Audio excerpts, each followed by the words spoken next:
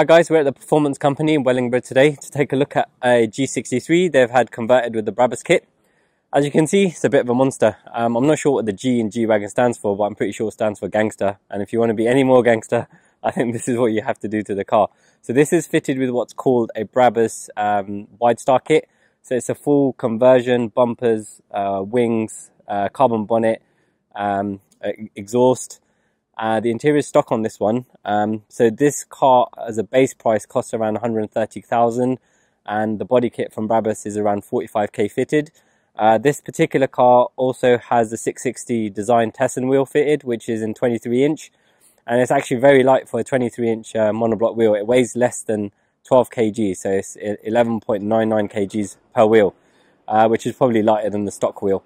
As you can see, I mean, it's just looks so aggressive. I absolutely look tiny compared to it. It's snowing today as well, so the beast from the east is actually hitting us in full force. Kind of makes the car look even more menacing. It would have been nice if we had a snowy backdrop, because I think it just would have looked amazing.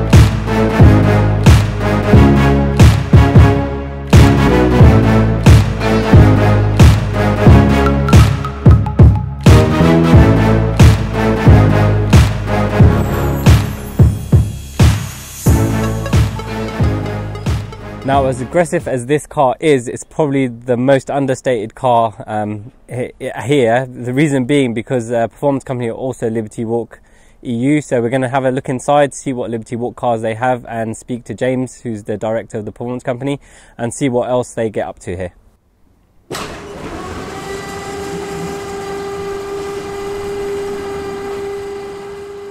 So we're inside the Performance Company. We're here with Jimmy, who's the director. So he's going to talk us through what the Performance Company do and what projects they've got going on this year. Okay, yeah, thank you. So the Performance Company, one of the UK's leading performance wholesalers, only business to business. We represent a number of brands, Pipe Cross air filters, Rebus exhausts, AirX suspension, Ultra Racing, VMAX suspension, EBC brakes, Forge Motorsport, pretty much a one-stop shop supplying the trade to the UK. We're also Liberty Walk for the whole of Europe, and we're doing a number of builds at the moment. Just about to load up the cars for Geneva. We also do Vorsteiner for Europe, and a number of other products. Some of the builds we've got going on, as you can see behind us, Aventador, Ferrari 488 and McLaren 650 is just off of being wrapped at the moment. So yes, it's very, very good at the moment. So did you think when you started Liberty Walk that it would be, I guess, as successful as it's been? Because even when I know you first started doing it, I was like, how many builds are they going to actually do in the UK? And I've actually been genuinely surprised. It's nice to see that, you know, you guys are doing quite a few builds. The builds are coming on. I was. When we first took on Liberty Walk, it was more for the branding and association to bring our other brands up towards Liberty Walk. I was surprised with the quality and quantity of the UK market. It's growing. This is our third year as Liberty Walk for the whole of Europe now, and last year UK was one of our strongest markets. I think we built 6 cars. We sold over 10 kits in the UK, which was one of the strongest European countries. And I see that growing with the more kits we get out on the roads, the more kits that get featured, it will grow. Yeah, and Liberty Walk obviously bringing out new kits all the time as well. So I know you were talking about potentially doing an i8. That's so I'm right. looking forward to that, because I love the shape of the i8, and I think the Liberty Walk kit would really lend itself to the nature of that car. I think it'll really make it special. We've seen some sketches. We're hoping that's due June, July. We will be getting an i8. It's going to be we want to be the first in the world to build a kit outside of Japan. And I'm looking forward to the i8 because I think it really lends itself to the wide arch and the stance look. Yeah, definitely. So I was obviously, as you know, I was in Tokyo Auto Salon. I saw the Miura, and that was like literally, I did not know what to make of it, because I saw this classic car and it was wide arch, and it's like part of me really wanted to like it, and part of me was like, oh, what have they done? But the impact it made was huge, and they were giving out these Liberty Walk like big catalogue booklet things, and my son's a big fan of Liberty Walk cars. He loves them, so I took that home, and literally he's just reading that all the time, amazed by all these. Because they do little cars as well. They do the little models. They look really cool. That's right. That's what Liberty Walk is about, and that's Kato's main thought. He did the Miura and kept it quiet from us. So it was released at Tokyo Auto Salon, and we didn't know what it was till a day before the show. It's all about breaking the norm. Liberty Walk stands for walk free. You have a car, be it an Aventador, be it a Ferrari, it's your car, you're free to do what you choose. There'll be a lot of people that say, how have you done that to a supercar? How have you ruined it? Ruined is a perspective, and if you want individuality, if you want to be able to enjoy your car as you wish, that's where Liberty Walk comes in. And the Miura was just something of his statement. He wanted to cause a statement. Yeah, and he did. He did. I think you made an interesting point there. With car modification, it literally is, you should do what you want to do, and it should reflect your personality. I think too much in the car modifying scene, people are like sheep. And it becomes a norm, and they follow certain trends, and it's not actually reflecting what they want or what their personality is, but more of what's accepted by everybody else to make something that everyone else, most people look at and say, oh, that's really nice. But you know, there's always people that won't like what you do. Exactly. I think it's important, as you said, just to do what you want to do and let it reflect. Yeah, I think that's exactly it, and that is the image of Liberty Walk.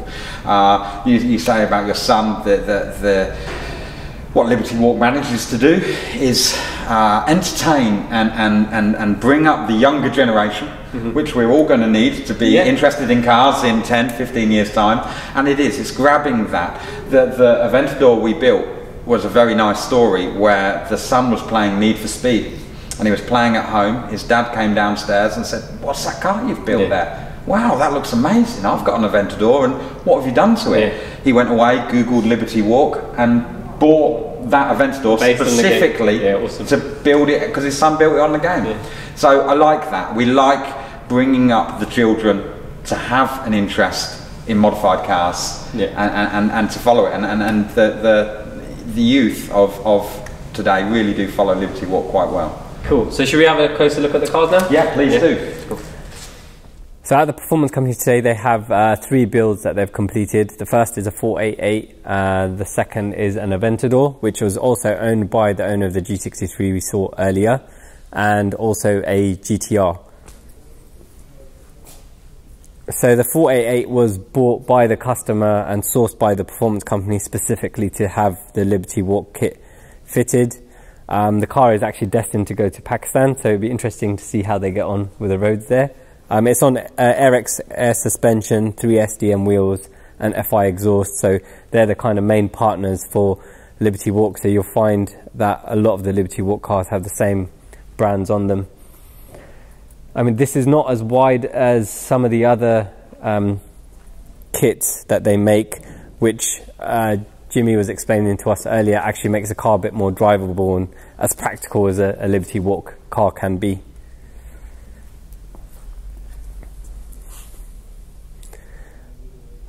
Love or hate them, you know, they make an impact, and I think that's what the owners of these cars are trying to do when they go for a conversion like this. The Aventador, I mean, it's a wide car anyway, it's low anyway, it just it just takes it to a completely different level. Again, this car has AirX suspension, 3 SDM wheels and FI exhaust. And this Aventador, this is all actually paint, it's not a wrap. There's no stickers anywhere on the car, so all the little detailing is actually airbrushed on. So the level of detail on this is a bit higher than what we normally see on these cars, because usually these would all be stickers. The GTR is finished in a matte grey, gold wheels.